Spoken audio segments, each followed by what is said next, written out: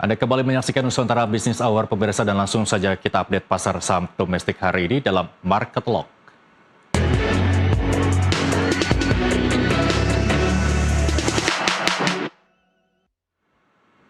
Kita simak sebelumnya IHSG di sesi pertama Jumat hari ini melemah tipis 0,08% ke level 7.168 dengan 421 emiten terkoreksi dan nilai transaksi 10,78 triliun rupiah. 8 sektor tertekan terutama bahan baku terdepresiasi 2,90%.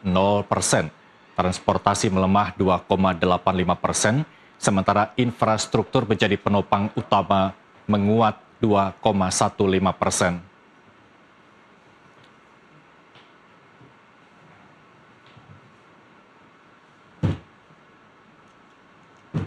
Dan langsung saja kita akan bahas performa IHSG hari ini bersama Head of Retail Research MNC Sekuritas Herditya Wicaksana. Selamat sore Mas Herditya. Halo, selamat sore Mas. Di dunia IHSG biasanya Mei ini kita dihadapkan dengan fenomena sell in May begitu ya. Tapi kita lihat bahwa IHSG beberapa waktu belakangan ini terlihat menguat. Anda membacanya apakah ini hanya rebound sementara atau justru kita akan dihadapkan tidak ada lagi sell in May di periode 2026 ini, menurut Anda seperti apa? Oke, baik. Kalau kita lihat memang secara historical ya, selama 5 atau sampai 10 tahun, pergerakan atau return IHSG di bulan Mei ini mencatatkan koreksi. Namun, bulan Mei ini merupakan bulan kedua dengan dengan return terburuk setelah di bulan sekitar Agustus, September.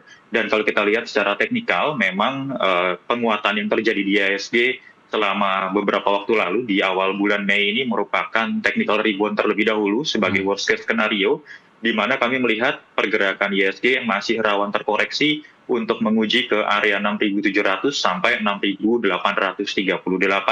Namun demikian, apabila nanti IHSG masih berada di atas area support 6.838, kami mencermati koreksinya akan cenderung terbatas, paling tidak untuk menguji area 6.974 dan berpeluang menguat kembali dalam jangka pendek ke area 7.200 sampai 7.400. Tapi investor juga perlu mencermati beberapa sentimen makro yang masih atau global ya yang masih menekan pergerakan IHSG, di mana konflik Timur Tengah ini masih belum selesai untuk dari sisi perundingannya. Kemudian juga di hari ini IHSG juga tertekan akibat adanya revisi usulan atau rencana dari revisi peraturan pemerintah untuk minerba sendiri untuk meningkatkan dari penghasilan atau penerimaan negara seperti itu. Oke.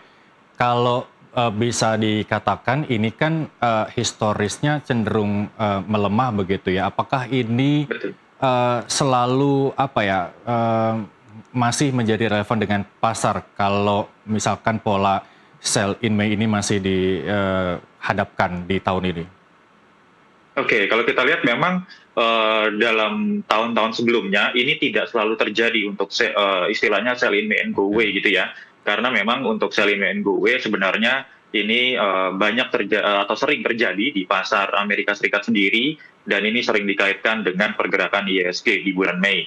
Namun kami melihat untuk bulan Mei kali ini pergerakannya agak cukup berat ya, selain kita dihadapkan dengan kondisi geopolitik di Timur Tengah yang belum selesai, kemudian kalau kita lihat nilai tukar rupiah yang juga masih terus terdepresiasi atas USD sendiri, ditambah lagi dengan adanya nanti MSCI di pertengahan bulan Mei ini, ditambah dengan adanya yang baru muncul ini rencana usulan untuk peraturan pemerintah dari sisi minerbanya sendiri, ini pergerakannya agak cukup berat untuk dari IHSG ke depannya. Namun demikian kami masih memiliki sedikit optimisme IHSG berpeluang untuk kembali menguat setelah adanya tekanan yang cukup besar di perdagangan hari ini sebesar minus 2%-an, seperti itu.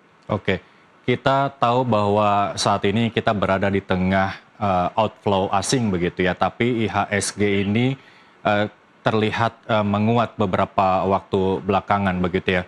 Nah, apakah domestik ini masih sangat berpengaruh terhadap IHSG ini dan seberapa besar pengaruhnya menurut Anda? Oke, betul sekali. Kalau kita lihat memang komposisi dari investor ya di pasar modal sendiri ini sudah cukup banyak investor domestik dibandingkan dengan investor asing. Namun demikian yang dapat kita lihat memang dari awal atau akhir 2025 ke awal 2026 ini terus-menerus terjadi outflow dari pasar modal kita sendiri. Dan kita ketahui outflow ini juga karena disebabkan oleh dengan adanya re-rating dari outlook Indonesia dari stabil menjadi negatif yang diakibatkan adanya resiko dari kebijakan fiskal di Indonesia sendiri dan juga defisit anggaran yang dikhawatirkan akan melebar. Namun demikian kita lihat memang dari sisi dominasi domestik meskipun cenderung besar namun belum cukup kuat untuk mendorong dari pergerakan IHSG sendiri untuk menghijau seperti itu. Dan kita lihat memang pilihannya memang cenderung untuk ke sektor-sektor tertentu. Kalau kita lihat kemarin, ini sektor defensif seperti consumer, khususnya retail, ini cenderung menguat ya dibandingkan dengan beberapa sektor lain, seperti dari sektor energi dan kemudian dari sektor basic material sendiri, begitu. Oke, kita khawatir karena nilai tukar rupiah terhadap dolar ini melemah begitu ya, kemarin di antara 17.300 hingga 17.400, tapi IHSG-nya justru menguat. Dan seberapa besar dolar ini dapat membuat arah IHSG ke depan tetap stabil atau bahkan menguat begitu menurut Anda? Oke, kalau kita lihat memang dari pergerakan nilai tukar rupiah terhadap USD yang masih terus melemah seperti ini, bahkan saat ini bergerak di rentang 17.300, 17.400, tentu saja ini akan mempengaruhi pergerakan dari IHSG, khususnya dari emiten-emiten yang di dalamnya, di mana emiten-emiten yang memiliki kecenderungan impor yang lebih besar dan kemudian dengan kecenderungan utang dalam bentuk USD, ini kinerjanya akan cenderung tertekan. Ya, dengan tertekannya emiten-emiten yang berbasis dolar ini tentu saja juga akan mempengaruhi ke IHSG-nya. Di mana kalau kita lihat kemarin penguatan IHSG sendiri kecenderungannya selektif ya dari sektornya. Yang pertama dari banking, kemarin juga rebound yang kalau kita lihat dari valuasinya sudah dapat dikatakan murah dalam tanda kutip, kemudian dari consumer dari sisi sektor retailnya yang juga menguat dari pergerakan IHSG kemarin. Nah, emiten-emiten yang berbasis dolar ini pergerakannya akan cukup berat ke depannya karena kinerjanya atau marginnya pun juga akan tertekan kalau kami perkirakan seperti itu. Oke. Kita tahu bahwa Bank Indonesia ini sudah merilis cadangan devisa. Saya punya datanya, kalau salah tolong koreksi, tercatat 148,2 miliar dolar begitu ya. Terus kemudian ada ada PDB di kuartal 1 ini tumbuh sebesar 5,61% year on year. Menurut Anda ini seberapa besar cadangan devisa ini dan PDB ini dapat memperkuat IHSG ke depan? Oke, kalau kita lihat memang dari sisi cadangan devisa sendiri ini agak cenderung stabil ya. Kalau kita lihat di bulan Februari itu sebesar 151 miliar USD dan di bulan Maret itu 148 dan kemudian di April 146. Yang memang agak cenderung stabil ya, meskipun turun sedikit-sedikit. Kami melihat pergerakan dari cadangan devisa sendiri ini kami perkirakan ini untuk memperkuat dari sisi ketahanan nilai tukar rupiah terhadap USD juga. Dan kalau kita lihat juga dari sisi GDP kemarin ini sudah rilis 5,61% ya, ini cenderung cukup baik. Namun demikian kalau kita lihat dengan kondisi global yang penuh dengan tekanan, bahkan ada ancaman adanya inflasi dan pertumbuhan ekonomi global yang cenderung melambat, ini nampaknya pengaruh ke IHSG masih cukup besar dari sisi globalnya ketimbang dengan data-data yang muncul secara domestik seperti itu, Mas. Oke, langsung saja nih saham-saham yang patut dipertahankan ke depan dengan kondisi yang sudah Anda jabarkan dari awal hingga tadi, apa saja, Mas? Oke, kalau kita lihat kami mencermati saham-saham dari sektor consumer retail seperti MAPI ataupun MAPA ini cukup menarik untuk dilihat. Kemudian ada juga dari sisi MIDI, kemudian dari Unilever ya atau WNVR seperti itu. Kemudian dari sektor lainnya kami melihat kecenderungannya memang masih turun, namun nampaknya koreksinya akan cenderung terbatas, dapat dicermati seperti AADI ataupun BUL seperti itu, Mas. Oke. Terus kalau kita lihat bahwa kondisi geopolitik masih tidak menentu, tidak stabil begitu ya, apalagi pasca serangan balik antara Amerika Serikat dan juga Iran, apa yang patut diwaspadai ke depan terkait IHSG ini?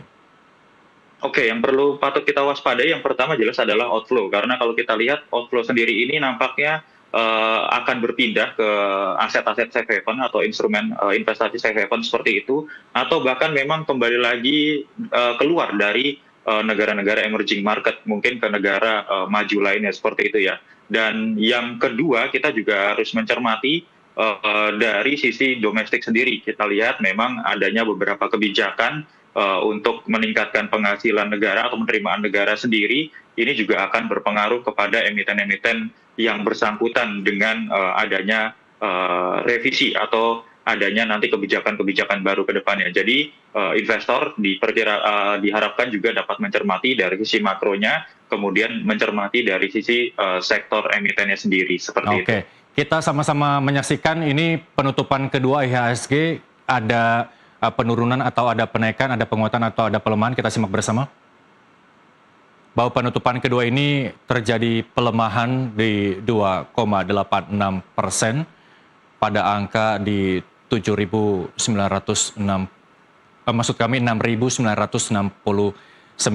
Kita akan lihat bagaimana pergerakan pembukaan IHSG Senin ke depan dengan kondisi geopolitik yang masih tidak stabil ini. Terima kasih Head of Retail Research MNC Sekuritas Ditya Wicaksono telah bergabung bersama kami. Kita bertemu di lain kesempatan. Sampai jumpa. Terima kasih. Dan pemirsa, Business Hour akan kembali dengan zona cuan usai jeda berikut. Tetaplah bersama kami.